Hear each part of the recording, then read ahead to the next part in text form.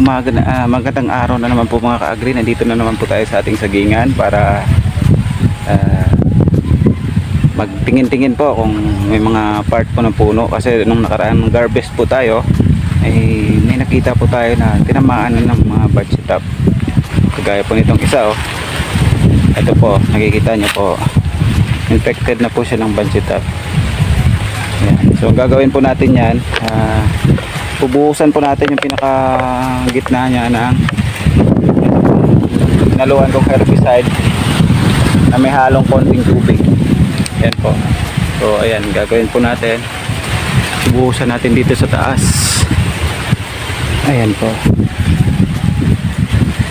Ayun. So pag masyadong mataas po talaga ang ginagawa ko dyan, ano po, ito pag mataas na siya, ginagawa ko po na ano ko po dito, bubutasan natin dito.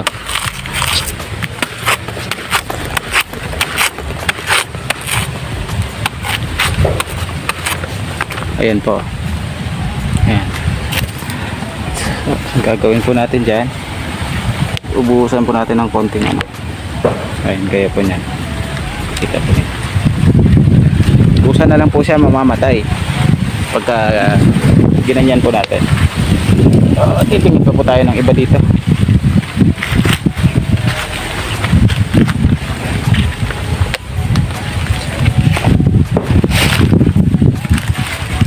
Gaya po nito, banshee top na rin po ito. So buhusan natin konti lang. Check-upin po natin linya sa linya dito para lahat po na makikita natin na tinamaan, pwede na natin siya makontrol.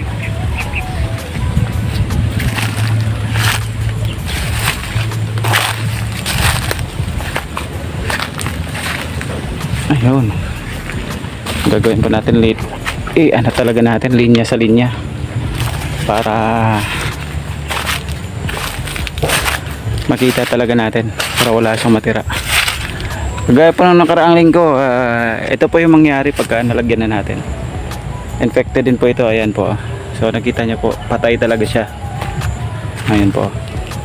Kasi bunuhusan natin siya ng herbicide na may kahalong tubig.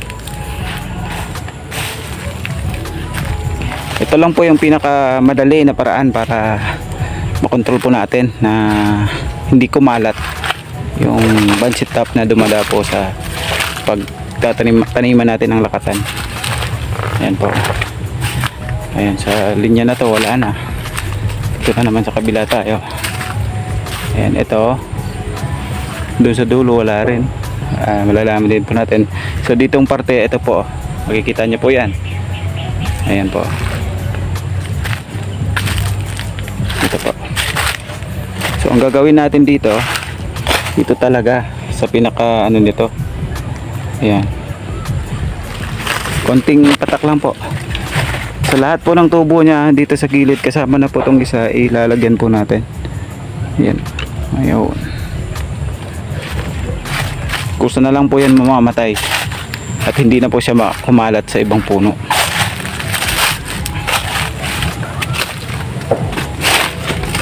Ibutin natin lahat para makita po natin kung meron pa pong mga parte na may mga infected po ng banshee top. Ayun. So far dito banda wala na. Dalawang puno pa lang nakita natin. Ayan, dito ang dami na nilang suwi. Ito, dito tayo daan sa kabila para apat na linya yung dala natin. Ayan, dito.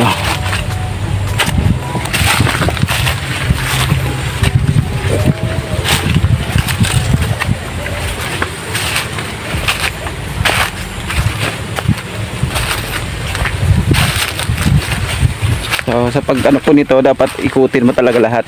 Kaya kailangan po sa lakatan ay self monitoring po talaga tayo. Kasi pagka napapabayaan, kagaya po dito, tutok po kasi ako sa bagong taniman. So almost 2 weeks na hindi ako naka-treat dito. Ayan, meron na naman po ditong isa. Pag inayaan po natin to, kakalat po siya. Ayan po, kita nyo po yan.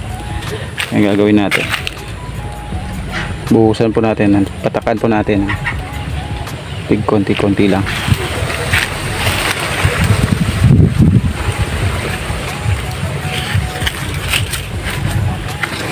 Puso lang po yan mamamatay pagka nalagyan na natin.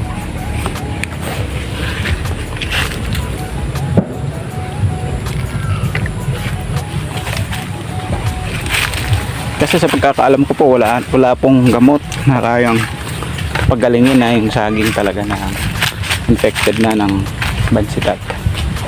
So ang ginagawa po natin ay pinapatay na lang po natin para hindi na po kumalat at hindi na makahawa sa mga wala pang tama ang bansitat. So ang area po na ito ay second generation na po ito. Ayan, malalaki na po yung mga susunod na tubo so far. Yan, hindi pa po nalinisan pero next day siguro pagka maganda yung panahon, magdi-desuckering tayo dyan sa mga may marami ng suckers talaga. Ayan, so hanggang dulo doon wala naman tayong nakikita pang ibang infected. Dito tayo sa kabila. Ayan, itong linya na to, dalawang linya yung dadalhin natin. Dito, ayan, dito sa kabila.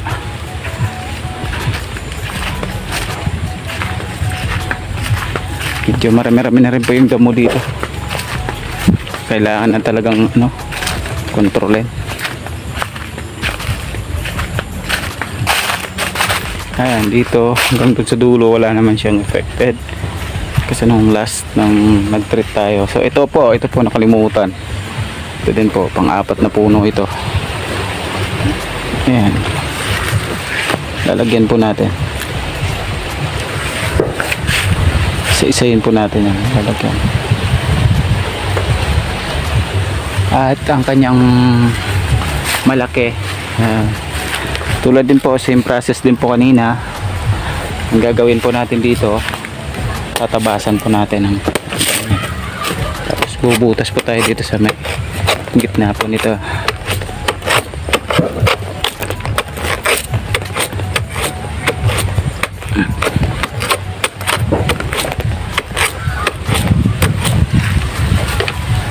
Ayan, ayan po, kabutas na po tayo.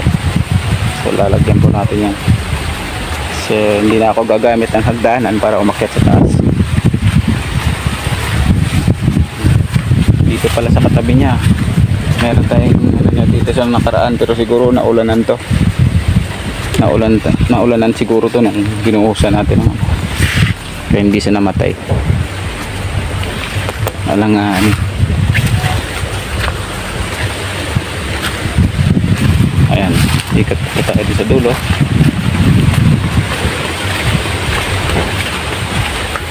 Lapit na. Ayan, unti-unti na pong namumuso yung mga ibang una na puno. Ayan, may mga konting bunga pa naman pong natitira. Ayan, kagaya po nito. Gaya po nito, may bunga siya. Ayan po, pero meron siyang suwi na tinamaan talaga ito po. So papatayin po natin yung suwi. Dapat po nito kung wala siyang bunga papatayin natin lahat. So sayang din, malapit na rin yan bunga, mga 2 weeks siguro makukuha na. So ayan muna natin yung pinaka main niya. Ito lang, dalawang anak niya ang lalagyan natin. Ayan, kasi sayang pa naman po, pakinabangan na natin yan next week. Ito, dalawang linya na naman pong dadalhin natin. So pang-anim na po yun na puno. Ito, anim, lalagyan natin. Ito rin. Nako, ito pong isa, yung malaki, infected na rin siya. So ang gagawin po natin, tatabasan po natin yan.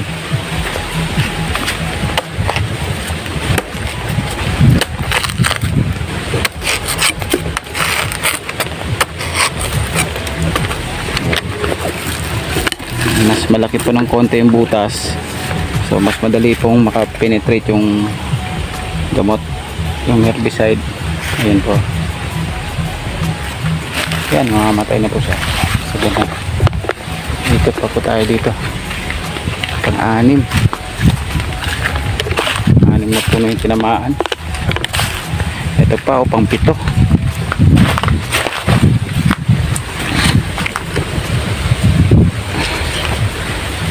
Ito po yung kahalagaan na kailangan talaga close monitoring pagka nagtatanim po kayo ng lakatan, para almost 2 to 3 days kailangan mabisita nyo po, makita nyo po talaga. So ayan po, hanggang dito na lang po. Sana may natutunan po kayo, kasi ito po yung practice na ginagawa ko dito sa aking farm, para hindi po siya basta kumalat, na simpleng paraan lang po.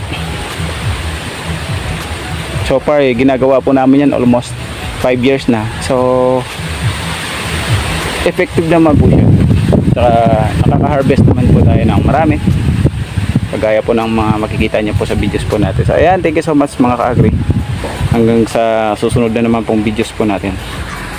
Bye bye, thank you so much.